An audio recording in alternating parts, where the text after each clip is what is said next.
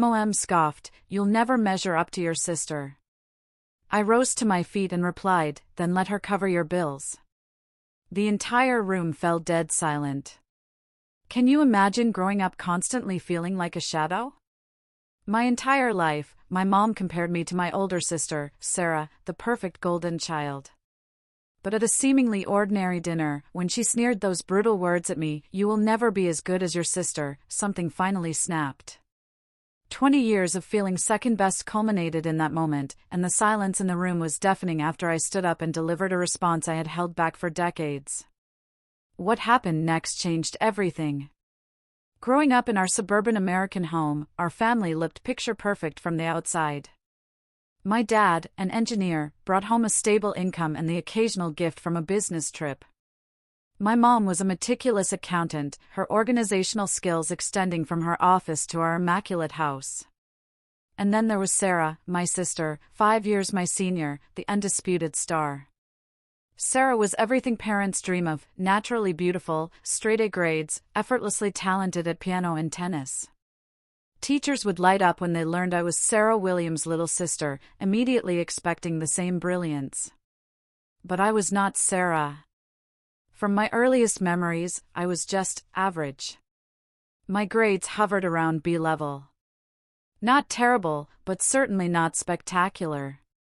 Math was particularly brutal. I'd spend hours at the kitchen table, papers scattered, fighting back tears, struggling with fractions and equations Sarah had mastered years before, at a younger age. What I did have was a fierce love for art and creativity. By 6, I filled sketchbooks with colorful drawings, creating entire worlds. I'd proudly present these to my mom, hoping for the same enthusiasm she showed for Sarah's achievements. I remember one evening when I was 7. Sarah, 12, was performing Chopin at her piano recital. She sat tall, her fingers dancing across the keys with a precision and emotion that belied her age. The audience erupted, my mom dabbing tears of pride from her eyes. The very next day, I finished a painting of our family that I'd worked on for a whole week. I carefully carried it to the living room where my mom was reading. "Mom, look what I made for you," I said, holding out my masterpiece. She glanced up briefly. "That is nice, Daniela. But why is the sky purple?" "Skies are blue, honey. And look, your father's arm is too long. You should pay more attention to proportions." My small hands gripped the painting tighter, my chest tightening. "I made the sky purple because I thought it looked pretty." "Well, it is not realistic." "Sarah was drawing perfect still lives by your age," she replied, already returning to her book. I quietly took my painting back to my room and slid it under my bed, where many of my not-good-enough creations would eventually gather dust. My elementary school graduation day was another stark reminder. I'd worked hard, earned mostly B's and a couple of A's. As we walked to the car, my report card in hand, my mother scanned the grades. "Sarah was getting straight A+ by your age, Daniela. If you just applied yourself a little more, you could do better." I looked at the ground, watching my shiny graduation shoes scuff against the pavement. The pride I'd felt moments before evaporating like morning dew under a harsh sun. It was my dad who was often my emotional lifeline. Unlike my mom, he seemed to see me, not who I failed to be in comparison to Sarah. He'd sit with me as I drew, asking questions, sometimes even requesting specific drawings for his office. One night, after a particularly difficult day of comparisons, he came to my room. "You know, Danny," he said, using the nickname only he called me, "not everyone is meant to shine in the same way. Some stars are bright and obvious, like the North Star. Others might seem less noticeable at first, but when you really look, they have colors and qualities all their own." I didn't fully understand it then, but his words gave me comfort. At least one person in my family saw something valuable in me. Despite these moments of support, the consistent message from my mother, reinforced by extended family and teachers, was clear: I was living in Sarah's shadow, and my own light was dim by comparison. I developed coping mechanisms early. I became adept at smiling and nodding when people asked about my sister's latest accomplishment. I learned to redirect conversations away from academic comparisons. Most importantly, I built a private internal world where I promised myself that someday, somehow, I would find something I could excel at, something that would make my mother look at me the way she looked at Sarah. But as each year passed, that promise became harder to believe. The gap between Sarah's achievements and my own seemed to widen. And while a part of me began to accept I might never measure up, another part still desperately yearned for my mother's approval. The summer before I entered 8th grade marked a significant turning point. Sarah had not only been accepted to Harvard University, but she'd received a full academic scholarship. Our house transformed into a celebration central. Relatives, friends, everyone visited to congratulate her. My mom threw a huge party, our living room adorned with crimson and white, Harvard memorabilia on every surface. As I helped arrange platters of food, I overheard my mother telling her friends, "We always knew Sarah was destined for greatness." From the moment she started talking in complete sentences at 18 months, we just knew. I was 13, awkwardly navigating adolescence, feeling increasingly invisible in my own home.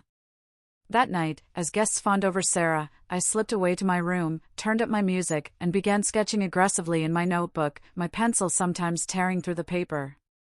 When school started that fall, something in me had shifted. The eager-to-please student disappeared, replaced by a girl who no longer saw the point in trying. My grades, which had never been stellar but were at least respectable, began to slide. C's and even a few D's appeared on my report cards, each one met with increasing disappointment and frustration from my mother. By mid-semester, I was called to the guidance counselor's office. To my mortification, my mother had arranged the meeting. She sat primly, back straight, hands folded, expression grim. "Daniela has always been a bit of an underachiever compared to her sister," she explained to Mr. Wilson, the counselor, as if I wasn't sitting right there. "But this recent behavior is concerning. Her sister was class president by this age and preparing for advanced placement courses." Mr. Wilson, to his credit, tried to redirect, "Every student has their own journey, Mrs. Williams.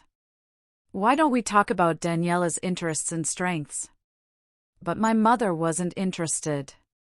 The meeting ended with a behavior improvement plan involving weekly progress reports and restricted privileges. It was around this time I discovered a new outlet for my creativity and rebellion. The local community center offered weekend art workshops, and I began experimenting with urban art, fashion sketches, and mixed media. It felt worlds away from the traditional still lives my mother thought constituted real art. My wardrobe transformed, too. Gone were the preppy outfits my mother preferred, replaced by thrift store finds, band t-shirts, and accessories that made me stand out rather than blend in. I even dyed a purple streak in my hair, a decision that resulted in a 2-week grounding and an endless lecture about respecting my appearance. "What will people think?" my mother lamented. "Sarah never went through a phase like this." "Maybe that is the problem," I shot back. "Maybe I am tired of hearing about what Sarah would do." It was my first overt defiance. My social circle shifted as well. I gravitated toward other creative outcasts who didn't fit the conventional mold. My best friend, Emily, with her green-tipped hair and passion for photography, became my lifeline. She represented everything my mother disapproved of, which made our friendship all the more valuable. "Your mom has Sarah goggles on," Emily told me one afternoon. "She cannot see past her perfect firstborn to realize she has another awesome daughter who is just awesome in different ways." Those words stuck with me, providing a framework for understanding the dysfunction in our family that didn't require me to be the problem. Despite my academic apathy, I continued to develop my artistic skills in secret. When my high school announced a student fashion design competition during my sophomore year, I worked for weeks on my entry, staying late at school and working at Emily's house to keep it hidden. The day of the announcement, I could barely contain my excitement when my name was called as the first-place winner. My design, a reimagined, vintage-inspired dress with modern architectural elements, had impressed judges from a local art college. That evening, I burst through the front door, trophy and certificate in hand, ready to finally share an achievement my mother could be proud of. "Mom," I called out, finding her in the kitchen. I won first place in the design competition. She looked up from the vegetables she was chopping, her expression more confused than pleased. The what? The fashion design competition at school. Look. I held out the trophy. She put down her knife, wiped her hands, examining my prize with a frown. I did not even know you entered a competition. When did you work on this? Is this why your algebra grade slipped to a C- last month? My heart sank. Does it matter? I won, Mom. Out of the whole school. She handed the trophy back to me with a sigh. Daniela, if you spend half the time on your academics that you do on these art projects, you might actually have a future like your sister. Sarah was already preparing for college entrance exams by your age, not wasting time on hobbies. Something snapped inside me then. It is not a hobby. It is what I am good at, what I love. Why cannot you see that? What I see is potential being wasted, she replied coldly. These little creative projects will not get you into a good college or provide a stable future. They're not little projects to me. I shouted, my voice cracking with emotion. And maybe I do not want Sarah's future. Maybe I want my own. It was our first real confrontation. The first time I had openly challenged her vision of who I should be. I ran to my room and slammed the door, clutching my trophy, sobbing into my pillow. My father came in later, sitting quietly on my bed, placing a gentle hand on my shoulder. She just wants what is best for you, he said softly, though I could hear the doubt in his voice. No, I replied through tears. She wants what is best for Sarah. She wants another Sarah. That night marked a turning point. The unspoken tension between us had finally found its voice, and there would be no going back to polite pretending. The situation grew increasingly strained when Sarah graduated summa cum laude from Harvard and immediately secured a position at a prestigious law firm in Boston. Once again, our home became a shrine to Sarah's achievements: framed diploma, law firm offer letter displayed on the refrigerator, constant phone calls from relatives congratulating my parents. All the while, I was preparing for my own graduation, applying to colleges with strong art and design programs, trying to chart a course that felt true to myself. But with each step I took, I felt the weight of comparison growing heavier, threatening to crush the fragile sense of identity I was building. When my college acceptance letters arrived, I received good news from several art schools, including a partial scholarship to the State University's respected design program. It wasn't Harvard, but it was exactly where I wanted to be. I imagined my mother would at least acknowledge this achievement. But her response was predictably underwhelming. State University, she said, eyebrows raised as she looked over the letter. I suppose it is better than community college. Though Sarah had offers from Ivy League schools across the board. I had anticipated this reaction, and was surprised to find it hurt less than expected. Perhaps I was finally developing immunity to the constant comparisons, or maybe I had simply reached the limit of how much I could care about her approval. Move-in day at the university dorms brought a sense of liberation I had never experienced. My small but bright room, shared with a music major named Zoe, who spent most of her time at practice rooms, became my sanctuary. For the first time, I could decorate my space exactly as I wanted, work on my designs at any hour, and exist without the looming shadow of Sarah's perfection. The first few weeks of classes were overwhelming but exhilarating. I found myself surrounded by people who thought visually, who valued creativity and original perspectives. In my Introduction to Fashion Design course, I met Professor Linda Carter, a former designer for major fashion houses. After our third class, she asked me to stay behind. My stomach tightened, conditioned to expect criticism. Your preliminary sketches show real promise, Daniela, she said, flipping through my work. There is a distinctive point of view here, raw but with strong instincts for proportion and unexpected detail. I stood frozen, unsure how to respond to praise that felt so foreign. Thank you, I finally managed. I see a lot of students with technical skills, she continued, but fewer with authentic vision. Keep developing this voice. It is what will set you apart in this industry. I walked out of that classroom feeling taller somehow, as if her words had physically straightened my perpetually hunched shoulders. Someone who knew what they were talking about saw value in my work, not in comparison to anyone else, but on its own merits. As the semester progressed, I began to find my rhythm academically and socially. I joined the university's fashion society and made friends with other design students. For projects, I developed a style that blended structured tailoring with unexpected materials and street art influences, a combination Professor Carter encouraged me to refine. In my sophomore year, I met Jason in a color theory class. He was studying graphic design, quiet, but with a quick wit. Unlike the guys I had casually dated in high school, Jason was genuinely interested in my work and ambitions. He would sit for hours in the studio while I draped fabric, offering thoughtful feedback and bringing me coffee during late-night creative sessions. Our relationship developed slowly, built on friendship and mutual respect.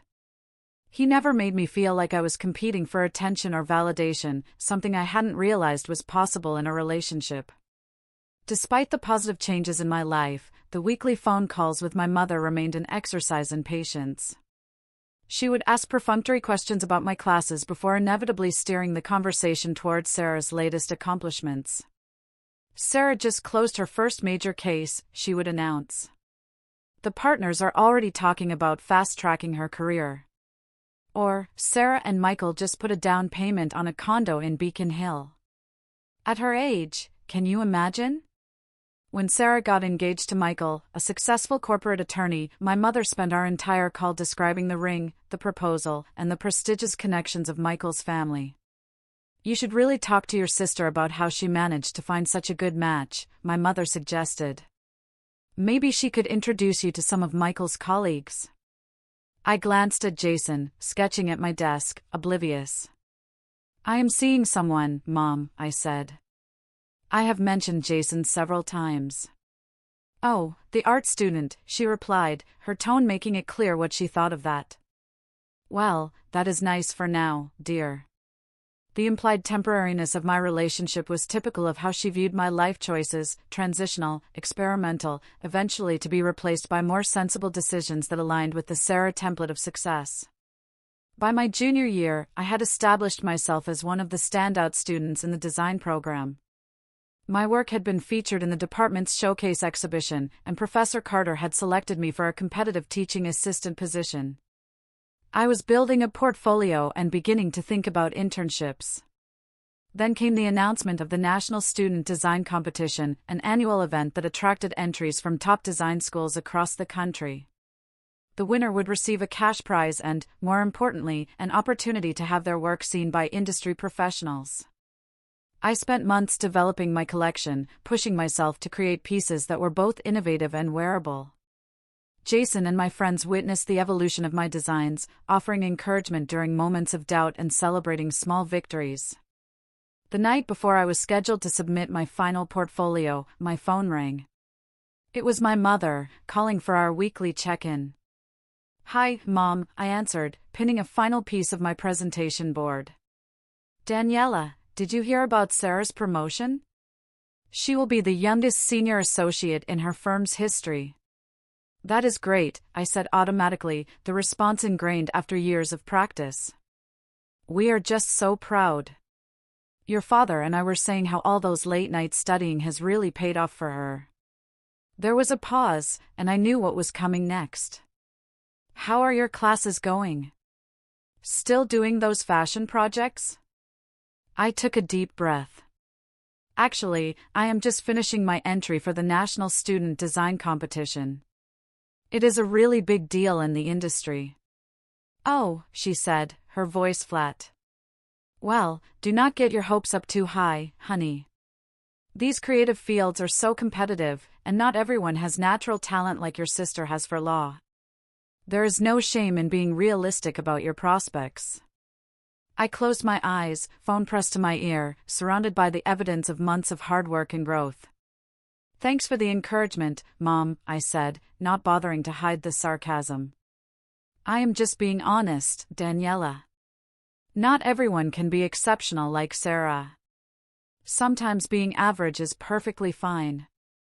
After we hung up, I sat motionless for several minutes, her words echoing in my head. Then, with deliberate movements, I returned to my work, channeling the hurt into a final push to perfect my submission. As I completed the last details, I made a promise to myself: whether I won or lost this competition, I would no longer measure my worth through my mother's eyes. It was time to be the authority on my own value. I graduated from State University with honors in design, an achievement that felt monumental to me, but was acknowledged by my mother with only a brief "that is nice, dear," before she returned to discussing Sarah's latest courtroom victory. The graduation ceremony itself was pleasant enough, with my father beaming proudly and even Sarah making the trip to attend. Though my mother managed to mention at least 3 times how Sarah had graduated summa cum laude from Harvard. Armed with my degree and portfolio, I secured an entry-level position at Meridian Designs, a small but respected studio that created costumes for independent films and smaller theater productions. The pay was minimal, barely enough to cover my share of rent in the 2-bedroom apartment I found with a fellow graduate, but it was a foot in the door of an industry notoriously difficult to break into. My first months in the professional world were a harsh adjustment. The glamour I had associated with fashion design was quickly dispelled by the reality of tedious tasks, tight deadlines, and demanding clients. Most days were spent making minor alterations or sourcing materials within impossibly tight budgets. Meanwhile, Sarah had been promoted again, becoming the youngest partner in her firm's history. My parents threw another celebration, which I attended with a fixed smile and a growing knot in my stomach. The contrast between her corner office with a view of the Boston skyline and my crowded workroom in a converted warehouse couldn't have been more stark. "How is the costume job?" Sarah asked me during that party, making an effort to show interest. "It is design, not just costumes," I corrected automatically. "And it is challenging, but I am learning a lot." She nodded sympathetically. "Well, everyone has to start somewhere. I am sure you will move up eventually." Even from Sarah, who I believed meant well, the comment stung. There was always the implication that my path was somehow less valid, less impressive, a stepping stone to something that more closely resembled her version of success. The financial reality of my chosen career became increasingly apparent. While Sarah was purchasing her first home, I was counting pennies to make rent and juggling credit card payments. Jason and I had been dating steadily. His own career in graphic design progressing somewhat more lucratively than mine. But the stress of financial insecurity began to strain our relationship. "Maybe you should consider a more commercial direction," he suggested one evening after I vented about a difficult day. "There is nothing wrong with designing for retail. At least it pays better." "That is not why I got into this," I replied, frustrated that even he didn't seem to understand. "I do not want to create disposable fashion that ends up in landfills after one season." "I know, but you also need to live," he said gently. "You can barely afford groceries right now." The argument escalated, touching on deeper issues of ambition, practicality, and our different perspectives on career success. It was our first serious fight, and though we reconciled, something had shifted. 2 months later, after more tension, we decided to take a break that eventually became a permanent separation. Heartbroken and questioning my choices, I threw myself even more intensely into my work. I stayed late at the studio, volunteered for the most challenging projects, and spent weekends developing my own designs, refusing to give up on the vision that had sustained me through years of doubt. The turning point came unexpectedly. Meridian was contracted to create costumes for an experimental theater production. Due to budget constraints and a tight timeline, I was given more responsibility than usual. I designed a series of transformative garments that could be modified on stage to represent character evolution, using techniques I had developed in my personal work. Opening night arrived, and I stood nervously in the back of the theater, watching as the actors brought my designs to life. The audience gasped audibly during a particularly dramatic transformation scene. At the after-party, the director made a point of publicly acknowledging my contribution. "The costumes were characters themselves tonight," he said, raising a glass in my direction. "Daniela Williams has created something truly special here." Among the attendees was a local fashion blogger who approached me for an interview. The article she published the following week caught the attention of Emma Wilson, a well-established designer known for her avant-garde creations and commitment to sustainable practices. To my shock, Emma emailed me directly, expressing interest in my work and inviting me to show her my portfolio. Our coffee meeting turned into a 3-hour conversation about design philosophy, innovation, and the future of fashion. By the end, she had offered me a position on her small but influential design team. The salary was still modest by most standards, but it represented a significant improvement in both my financial situation and professional standing. More importantly, it was validation from someone whose opinion I deeply respected. I called my parents that evening, eager to share what felt like my first significant professional breakthrough. "Emma Wilson," my mother repeated, after I excitedly explained who she was. "I have never heard of her. Is this still costume work?" "No, Mom. This is high-end fashion design. Emma's work has been featured in Vogue and worn on red carpets. This is a really big deal." "Well, that sounds nice," she said, her tone suggesting the opposite. "I suppose you were lucky to meet her at that theater thing." "It was not luck," I said, my excitement curdling into familiar disappointment.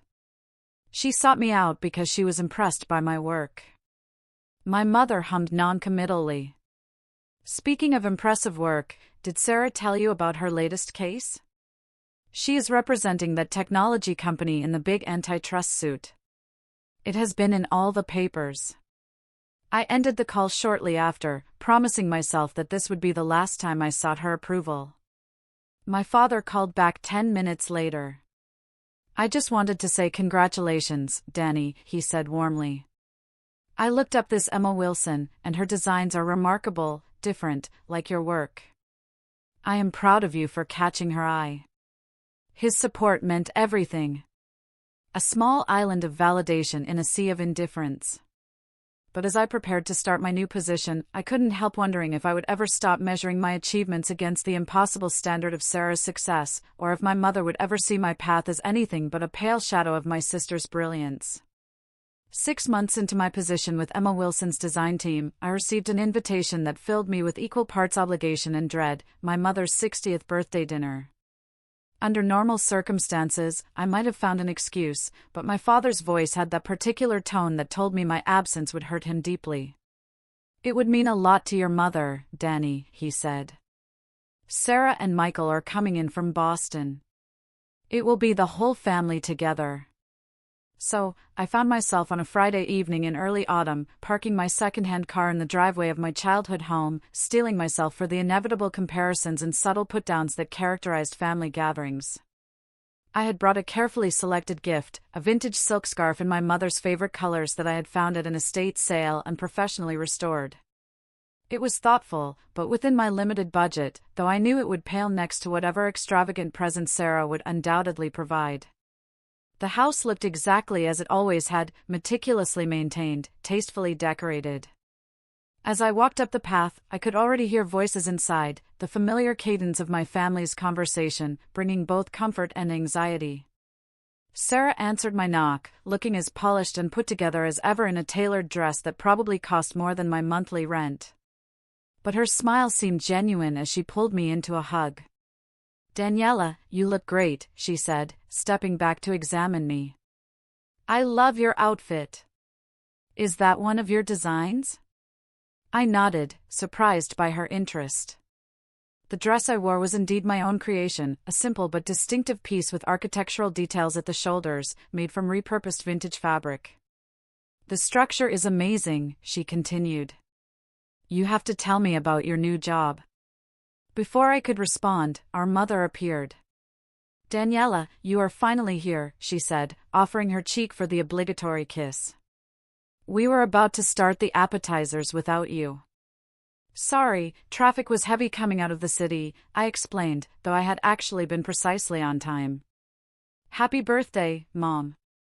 Dinner proceeded as expected at first. My father had prepared my mother's favorite meal, and the conversation revolved primarily around Sarah's work and her life with Michael in Boston. I picked at my food, offering appropriate responses when directly addressed, but otherwise fading into the background as I had learned to do years ago. Then, over the main course, Sarah cleared her throat and exchanged a meaningful glance with Michael. "Actually, we have some news," she announced, her face glowing. "I have been promoted to lead counsel for the firm's international division." My parents erupted in congratulations. My mother actually clapped her hands together in delight. And Sarah continued, her smile widening, "We are expecting. I am 3 months pregnant." The news of my impending niece or nephew momentarily overshadowed even the impressive career announcement. My mother's eyes filled with tears as she rushed around the table to embrace Sarah, while my father beamed with grandfatherly pride. I offered my own sincere congratulations, genuinely happy for my sister despite the familiar twinge of inadequacy her achievements always inspired. "A toast," my father declared, raising his glass to Sarah and Michael. "And to the newest member of our family." We all raised our glasses, my mother dabbing at her eyes with her napkin. "My first grandchild," she said, her voice thick with emotion. "Sarah, you have always made us so proud. And now this, it is perfect." As the excitement settled and conversation returned to details of Sarah's pregnancy, I found myself wanting to contribute something positive. Despite years of disappointment, some childish part of me still craved my mother's approval. "I actually have some news, too," I said during a lull. All eyes turned to me, and I felt a nervous flutter in my stomach. One of my designs has been selected for inclusion in the New York Fashion Week showcase for emerging designers. There was a moment of silence before Sarah spoke. "Daniela, that is incredible. New York Fashion Week is huge." My father reached over to squeeze my hand. "Congratulations, Danny. When is it? We should all try to be there." "It is next month," I replied, warmed by their reactions. "It is just one piece in a group showcase, but it is a big opportunity for exposure." I looked toward my mother, hoping for some sign of enthusiasm. Her expression was polite, but noticeably less animated than it had been moments before. "Is that so?" she asked. "Well, that sounds nice. Is it the main event or some sort of sideshow?" The dismissiveness in her tone was so familiar, it almost didn't hurt anymore. "Almost, it is part of the Emerging Designers platform," I explained, keeping my voice even. "Many successful designers got their start there." She nodded, her interest clearly waning. "I suppose any exposure is good in your field." She turned back to Sarah. "Now, about the baby shower. I was thinking we could host it here, maybe with a garden theme since the due date is in spring." The conversation moved on as if my news had been nothing more than a minor interruption. I fell silent again, pushing food around my plate, wondering why I had bothered to share my achievement at all. Later, as we moved to the living room for coffee and birthday cake, my parents began discussing plans for their upcoming 40th wedding anniversary. "We were thinking of renting a venue," my father explained. "Nothing too elaborate, but something nice to mark the occasion." "Those places charge a fortune these days," my mother said, frowning. I was looking at the Gardenia room, but their minimum is $3,000, not including food or drinks. "I could contribute," Sarah offered immediately. "Consider it part of your anniversary gift." "That is very generous, sweetie," my mother beamed. "Michael's firm must be treating you well." "We are comfortable," Sarah acknowledged modestly. "And we want to help make it special for you both." My mother turned to me, eyebrows raised expectantly. "And what about you, Daniela? Will you be contributing as well?" The question was loaded, laced with awareness of my financial limitations, which she had never bothered to understand were a normal part of establishing oneself in a creative industry. "I can help with the planning and design elements," I offered.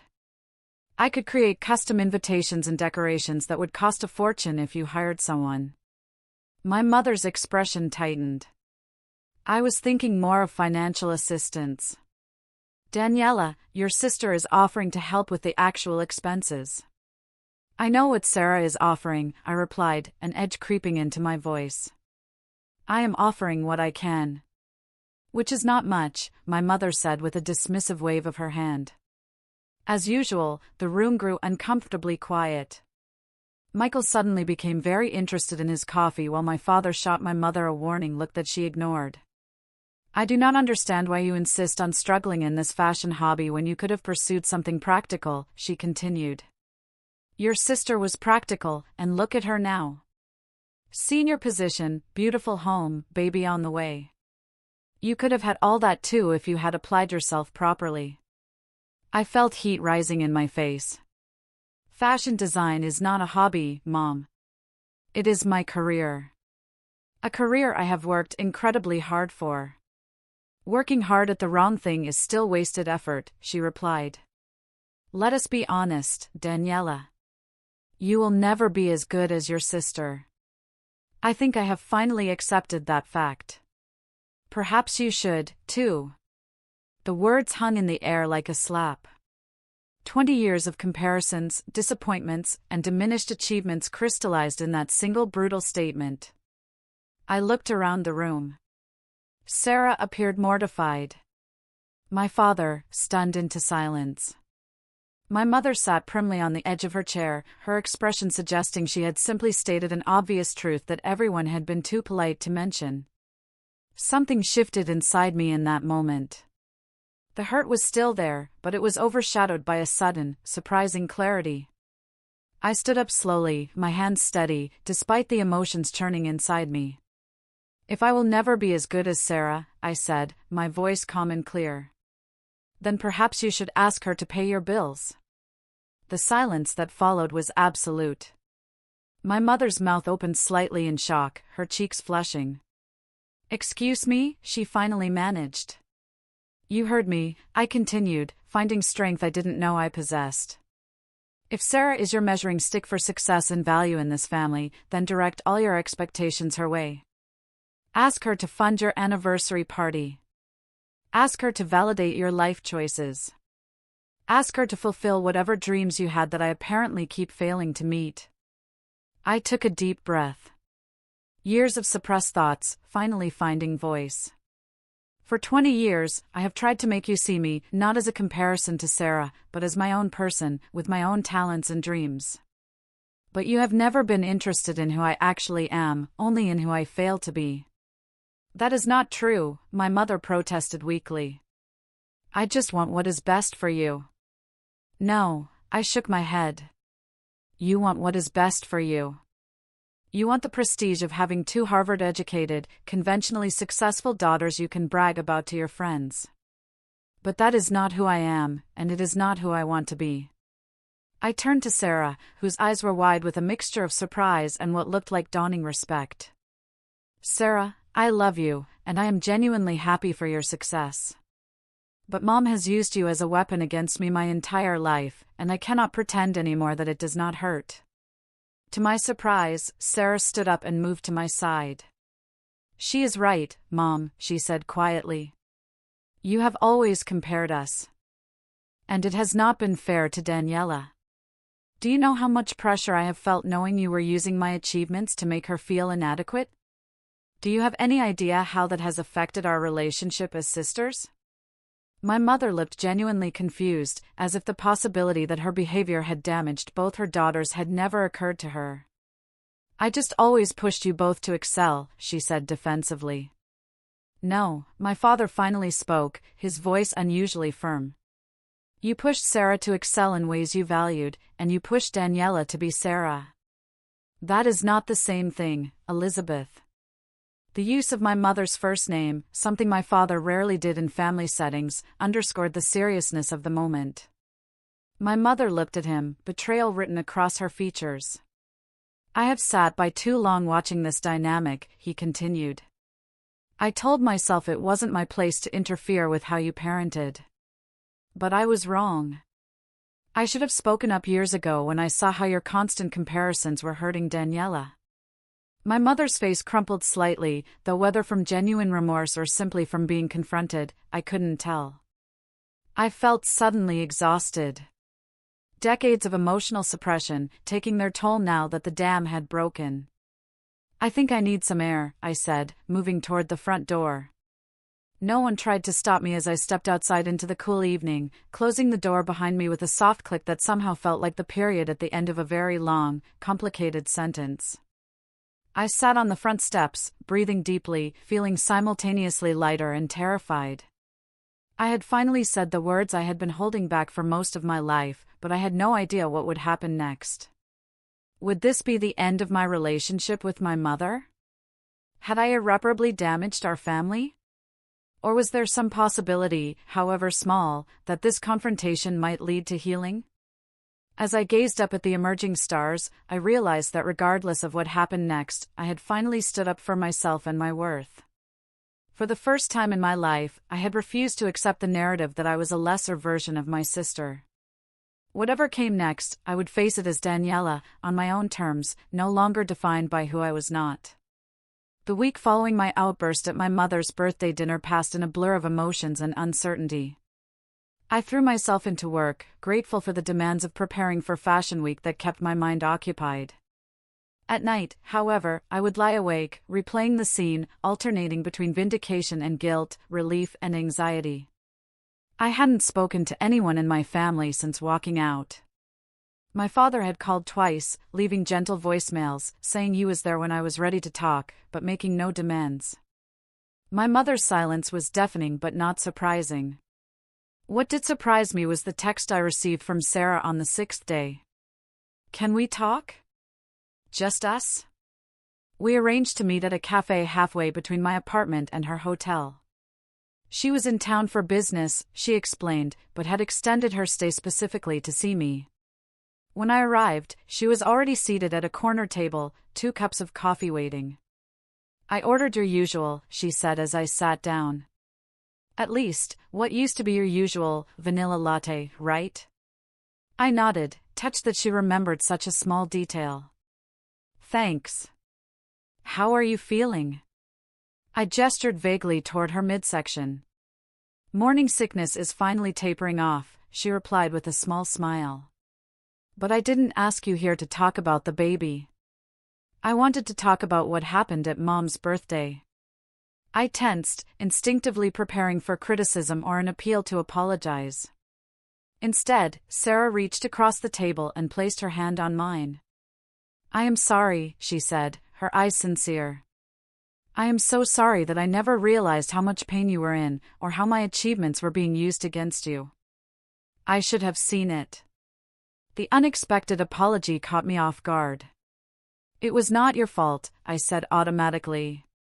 "You were just living your life, being successful." "Maybe," she acknowledged. "But I was not being a good sister. I knew Mom compared us, but I convinced myself it was normal parenting, or that it would push you to find your own path. I never considered how damaging it really was."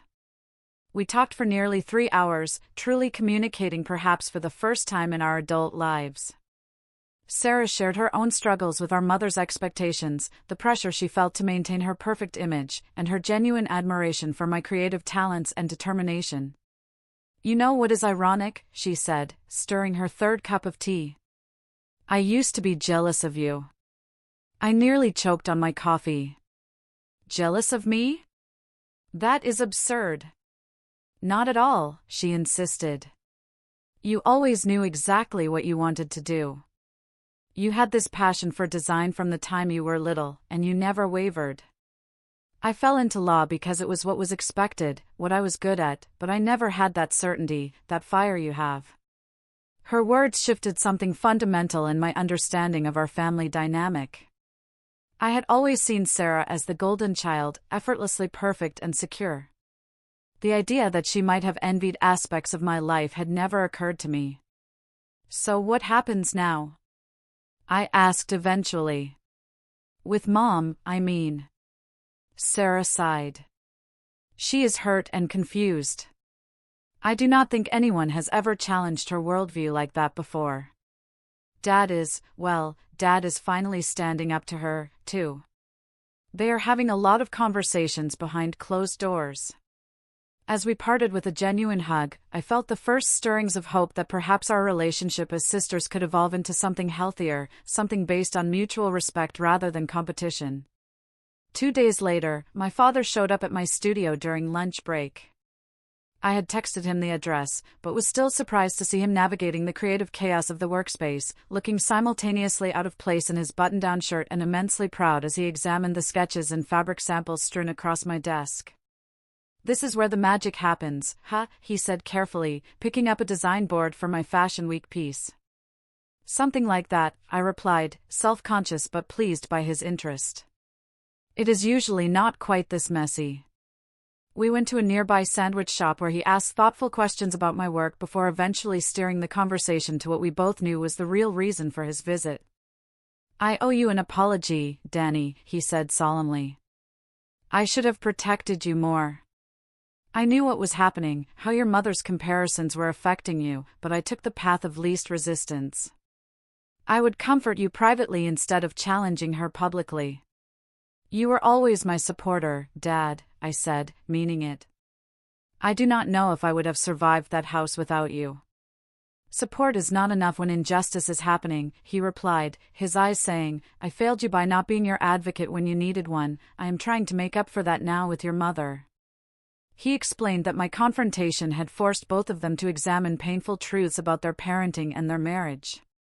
My mother was not having an easy time accepting her role in damaging our relationship, but she was at least beginning to question her behavior. "She may never fully understand," he warned. "She comes from a family where achievement was the only measure of worth, but she does love you, Daniela, even if she has a terrible way of showing it." The night before my Fashion Week debut, as I was making final adjustments to my piece, my phone buzzed with a text message. It was from my mother, the first direct communication since the birthday dinner.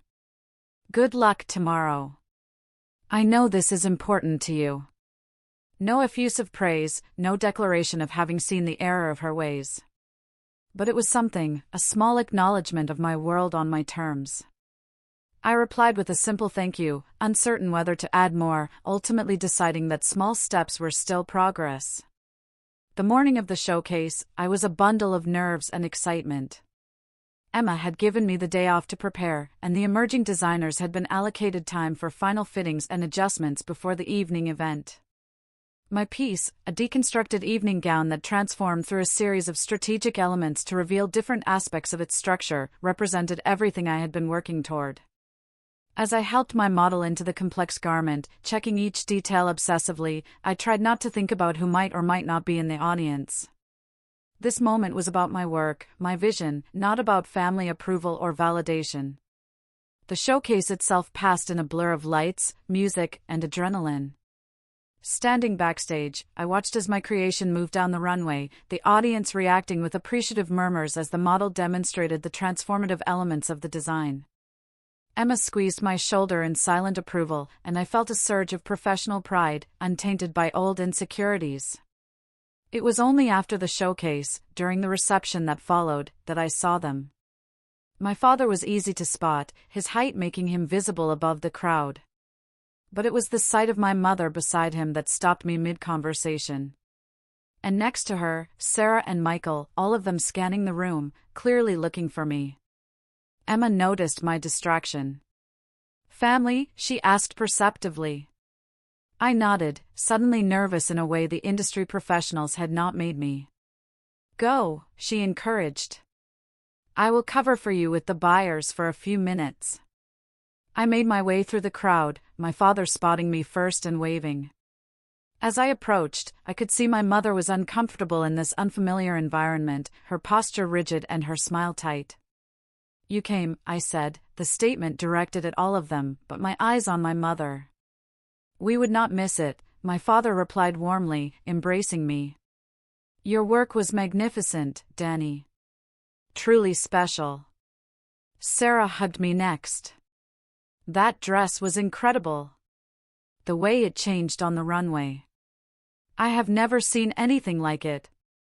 My mother stood slightly apart, taking in the scene around us, the fashion industry crowd so different from her usual social circles.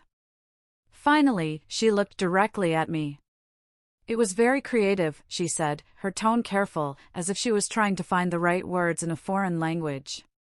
The audience seemed quite impressed. Coming from her, it was practically a standing ovation. I noticed she was wearing the vintage scarf I had given her for her birthday, a small gesture that spoke volumes. "Thank you for coming," I said sincerely. "All of you.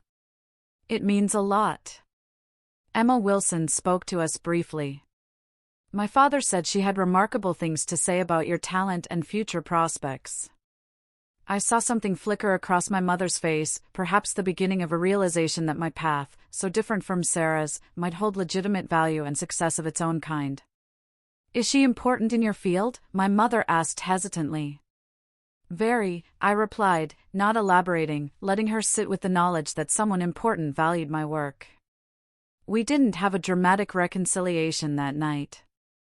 There were no tearful apologies or profound declarations of change, but as my mother prepared to leave, she paused, looking at me with an expression I had rarely seen directed my way.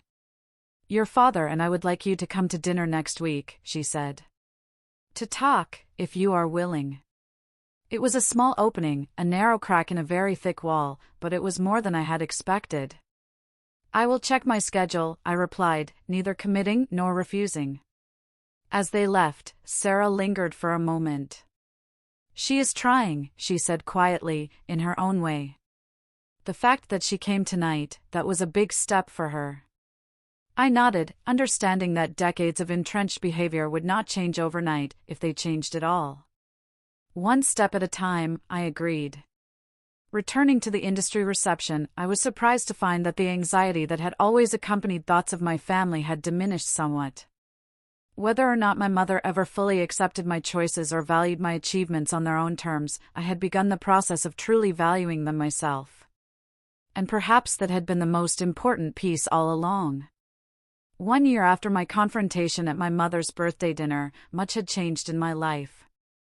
The exposure from New York Fashion Week had led to valuable connections and opportunities, eventually allowing me to leave Emma's team with her blessing to establish my own small design studio.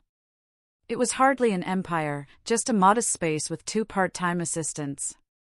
But it was mine, built on my creative vision and determination. My designs had gained attention for their innovative structure and sustainability focus, earning features in several industry publications. The financial stability that had eluded me for so long was finally within reach, though I still lived simply compared to Sarah's lifestyle. My relationship with my family had evolved in ways both expected and surprising. My father and I grew closer than ever. His pride in my accomplishments now expressed openly and frequently. He had become a regular visitor to my studio, genuinely interested in learning about my creative process and the business aspects of my work. Sarah and I developed a relationship that, while still navigating occasional awkward moments, was founded on mutual respect rather than comparison. The birth of her daughter, my niece Lily, had brought a new dimension to our connection. I designed a special christening gown for the baby, incorporating subtle elements from family heirlooms, a gesture that moved Sarah to tears. "I want Lily to know," Aunt Sarah told me during one of our now regular sister lunches, "that success comes in different forms, and that finding your passion is what matters most." The most complex evolution, predictably, was with my mother. Our relationship remained a work in progress, with steps forward often followed by slides backward. The dinner she had invited me to after Fashion Week had been tense but productive, the first of many conversations where we attempted to understand each other better. "I never intended to hurt you," she had said during that first dinner, her hands clasped tightly around her water glass. "I thought I was motivating you to achieve your potential." "By constantly telling me I was not as good as Sarah?" I had asked, trying to keep accusation from my tone. "By showing you what was possible," she had replied, genuinely believing her logic. "Sarah set such a high standard. I thought it would inspire you." It was clear that we viewed the same experiences through fundamentally different lenses. My mother had been raised in a household where achievement was equated with love, where comparison was considered motivation rather than destruction. Breaking through decades of this conditioning was not a simple process. There were still moments when she would make thoughtless comparisons or dismiss my accomplishments in ways that stung. But there were also new moments, ones where she made visible efforts to understand my world on its own terms.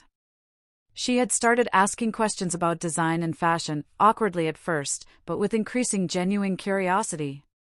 She had even framed a sketch I had given her, displaying it prominently in their living room, alongside Sarah's law school diploma, a small but meaningful gesture of equivalence. In my personal life, an unexpected reunion had occurred.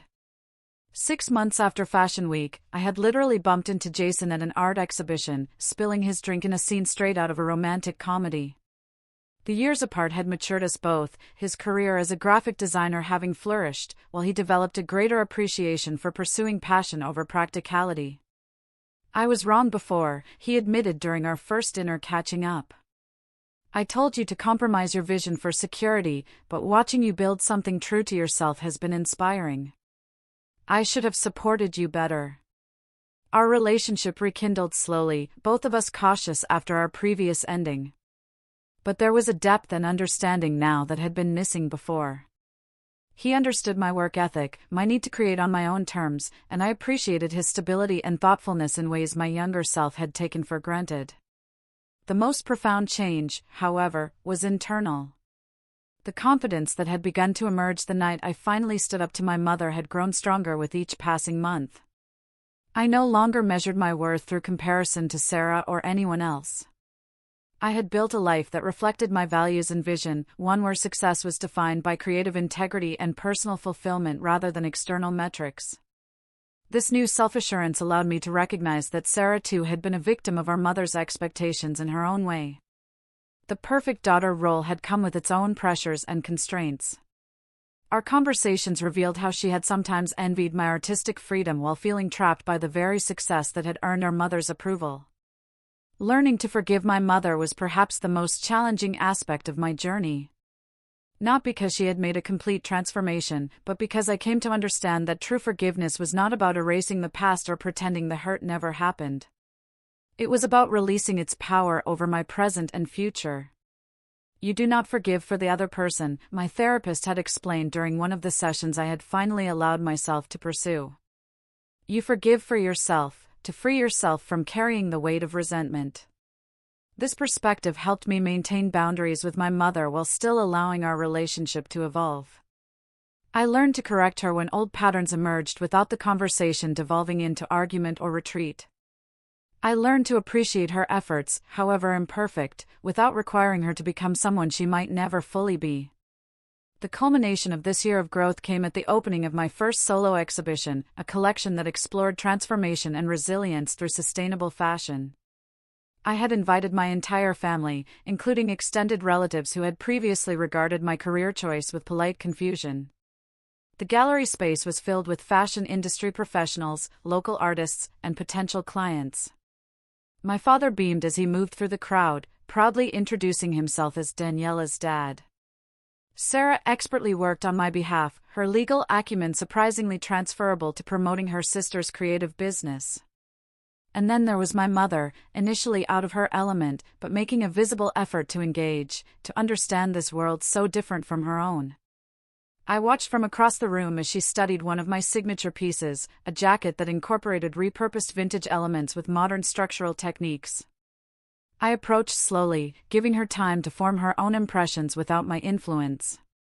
"What do you think?" I asked, finally standing beside her. She turned, studying my face before looking back at the design. "It is beautiful," she said with surprising sincerity. "I do not understand all the technical aspects, but I can see it is special, the way you have transformed these older pieces into something new while honoring their history. It is quite remarkable." I smiled, genuinely touched by her effort to see my work through an appreciative lens rather than a comparative one. "I have something for you," I said, leading her to a piece displayed in a corner, somewhat separate from the main collection.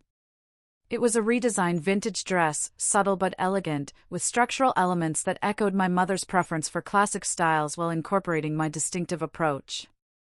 "This is inspired by a photograph of you from your 20s, I explained. "Dad showed me pictures from when you were first dating. I thought you might like to have it." My mother stared at the garment, then reached out to touch the fabric with careful fingers. To my shock, her eyes filled with tears. "You made this for me?" she asked, her voice uncharacteristically soft. "Yes," I nodded. "It is yours." She turned to me then, emotion clearly visible on her face. "You have such talent, Daniela. Such vision. I am sorry it took me so long to see it." "Thank you," I said, simply accepting both the compliment and the implied apology. "I am proud of you," she added, the words I had waited decades to hear. "Proud of you for who you are, not for who I thought you should be." As she embraced me, somewhat awkwardly but with genuine feeling, I realized that I had achieved something more valuable than her approval. I had reached a place where I no longer needed it to validate my worth, though I could still appreciate it as a gift freely given. Later that evening, as the exhibition wound down, I found a quiet moment to reflect on the journey that had brought me here, from the little girl desperately seeking approval, through the rebellious teenager and struggling young artist, to the woman who had finally found the courage to stand up and claim her own value. I didn't need to be as good as my sister. I only needed to be authentically myself, to honor my own gifts and vision, to create a life that reflected my unique perspective rather than someone else's definition of success. Sometimes the most powerful act is not achieving some external measure of greatness, but simply standing up and speaking your truth, not to hurt others, but to free yourself from the limitations they have placed upon you. In that moment of standing, you discover that you have been enough all along. Have you ever had to stand up to someone who constantly compared you to others? How did you find the courage to define success on your own terms? Tell me your story in the comments below. I'm really eager to hear your experiences.